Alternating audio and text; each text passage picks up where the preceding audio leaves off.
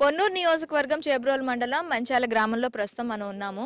Bajrang foundation ద్వారా అంబటి మురళీకృష్ణ గారు ఇక్కడ చాలా సేవా కార్యక్రమాలు చేస్తున్నారు.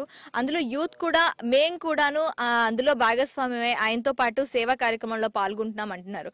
ఇక్కడ మనతో పాటు ఒక అబ్బాయి ఉన్నాడు. అబ్బాయిని అడిగి అసలు ఎలాంటి సేవా కార్యక్రమాలు చేశారు, ఇంకా ఆయన నుంచి వాళ్ళు ఏం ఆశిస్తున్నారు అనేది తెలుసుకుందాం. హాయ్ బాబు, నీ పేరు? నా పేరు నరేంద్ర మేడం. ఏం చేస్తూ ఉంటావు? డిగ్రీ చదువుతున్నా మేడం. డిగ్రీ చదువుతున్నావా?